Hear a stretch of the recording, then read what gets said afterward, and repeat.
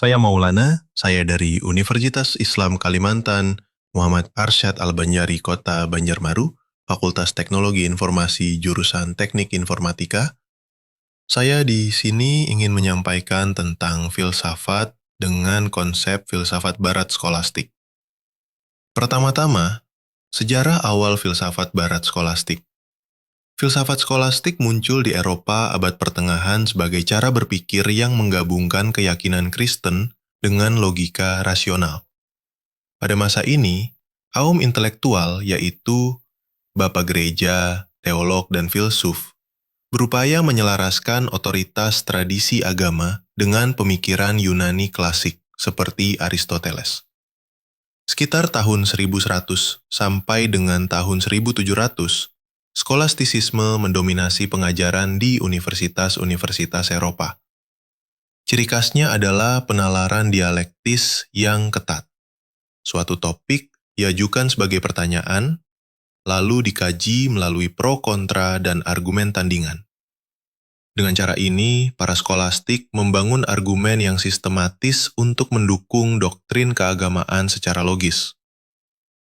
Selanjutnya, skolastisisme sering disebut filsafat sekolah, yaitu dari Latin scholasticus, berkaitan dengan skole, yaitu sekolah, karena berkembang di sekolah-sekolah biara dan universitas. Secara sederhana, filsafat skolastik adalah tradisi filsafat abad pertengahan yang memadukan iman Kristen dengan logika Aristotelian. Para pemikir skolastik percaya bahwa iman dan akal dapat bekerja sama mencari kebenaran, yaitu logika membantu menjelaskan ajaran agama, dan iman memberikan tujuan tertinggi yang tidak terjangkau akal semata. Infografis selanjutnya, saya jelaskan pengertian filsafat skolastik. Di sini saya ingin menjelaskan kenapa bisa diartikan filsafat skolastik itu. Secara istilah, skolastik berarti berkaitan dengan sekolah, menunjuk pada sekolah biara universitas abad pertengahan.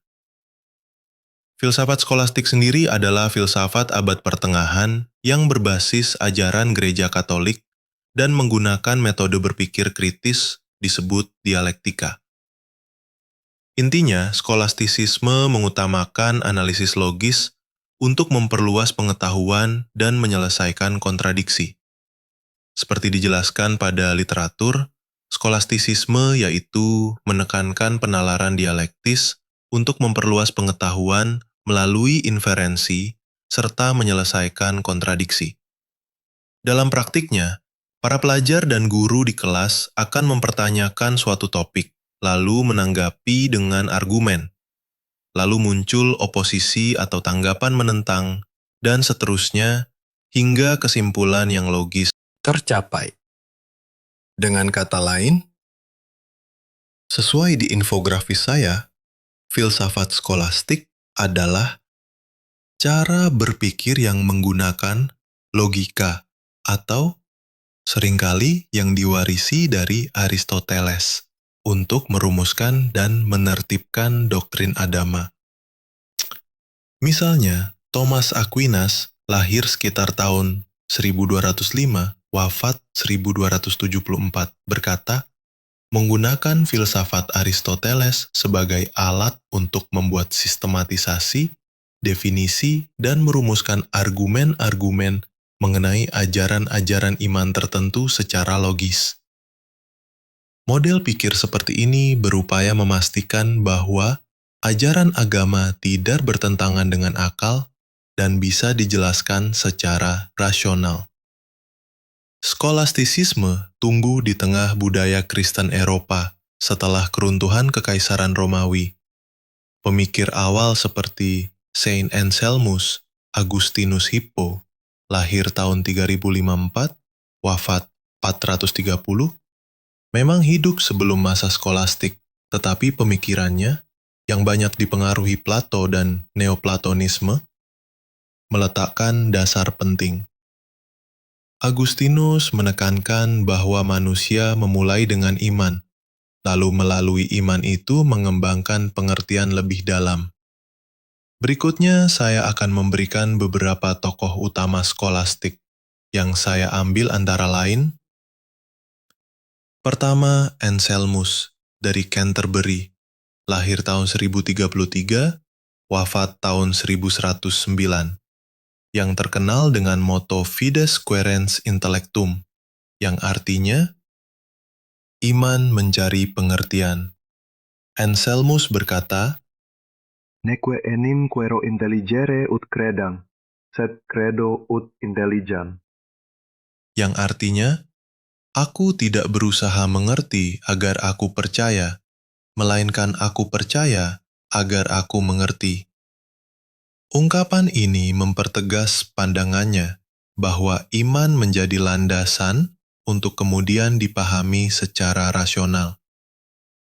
Kedua, Thomas Aquinas, lahir kisaran tahun 1225, wafat 1274. Salah satu tokoh paling berpengaruh. Ia mengintegrasikan logika Aristoteles dengan teologi Kristen. Karya monumentalnya, Summa Theologiae, lahir tahun 1265, wafat 1274, dianggap puncak filsafat skolastik abad pertengahan. Dalam Summa, ia merumuskan 5 bukti, yaitu Quinque Viae, yang artinya keberadaan Tuhan berdasarkan kausalitas Aristoteles, menunjukkan betapa akal dapat dipakai untuk memperkuat doktrin agama. Ada lagi tokoh lain yang berperan penting termasuk Petrus Abelardus, Paus Alexander dari Hales, Albertus Agung, John Duns Scotus, William dari Ockham, dan Bonaventura, masing-masing menambah detail pada tradisi skolastik. Misalnya dengan debat logika, penjelasan doktrin, dan argumen baru. Secara keseluruhan, tradisi skolastik berlangsung dari sekitar abad ke-11 hingga ke-17.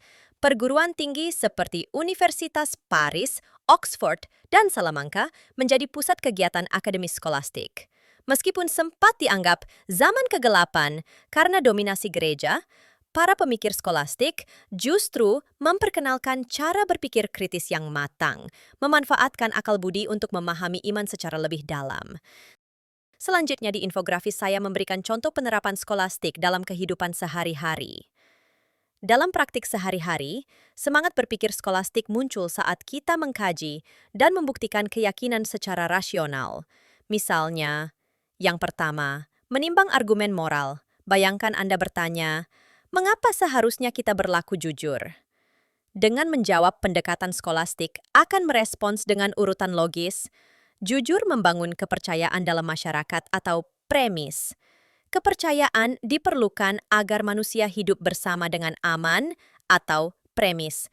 Maka secara logis, perilaku jujur itu baik yaitu disebut kesimpulan. Dengan begitu, keyakinan moral tidak hanya berdiri atas perasaan, tetapi juga didukung argumen nalar. Kedua, debat dan diskusi akademis. Saat berdiskusi atau mengajar, seseorang yang berpikir skolastik akan menjelaskan sebuah prinsip yaitu misalnya berbagi adalah baik dan kemudian menguji argumennya, berkata apa bukti pendukungnya. Jika ada bantahan, tapi kadang berbagi bikin rugi, penalaran lanjutan disusun untuk menjawab. Proses tanya-jawab seperti ini mirip tata cara debat para skolastik di sekolah biara dulu. Ketiga, menjembatani ilmu dan agama. Contoh konkret bisa terlihat ketika seorang siswa agama mencoba memahami ajaran tertentu, misalnya konsep Tuhan Maha Adil, sambil mempertimbangkan fakta alam, misal fenomena alam atau etika umum.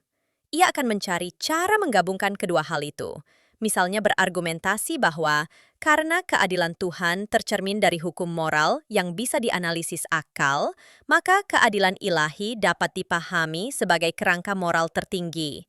Ini ibarat merangkai puzzle, potongan-potongan kepercayaan dan fakta rasional disusun bersama. Keempat, analogi membangun. Seperti membangun rumah, iman bisa diibaratkan sebagai fondasi, sedangkan logika adalah bangunannya.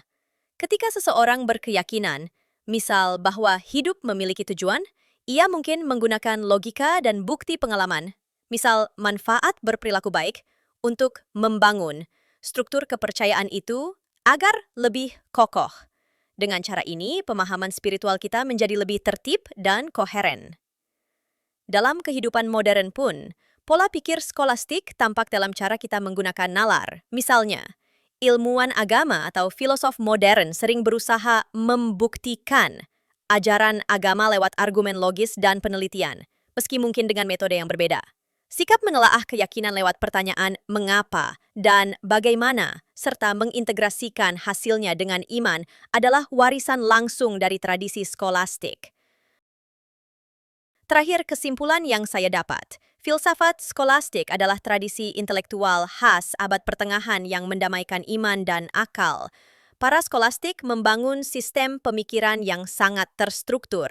Iman memberikan arah dan tujuan tertinggi, sementara rasio logika Aristotelian menyusun argumen secara tertib. Tokoh-tokoh seperti Agustinus, Anselmus, dan khususnya Thomas Aquinas menegaskan bahwa iman tidak perlu diandalkan secara buta, melainkan dapat dijelaskan dan dipertahankan dengan penalaran rasional. Warisan skolastik bukan hanya catatan sejarah. Prinsip fides et ratio ini masih relevan dalam kehidupan sekarang. Ketika kita bertanya-tanya tentang nilai-nilai hidup atau membangun argumen berdasar kepercayaan, kita sebenarnya menerapkan semangat skolastik, mencari kebenaran lewat gabungan iman dan logika. Dengan begitu, filsafat skolastik terus menjadi pijakan penting bagi siapa saja yang ingin memahami iman secara mendalam tanpa meninggalkan akal sehat.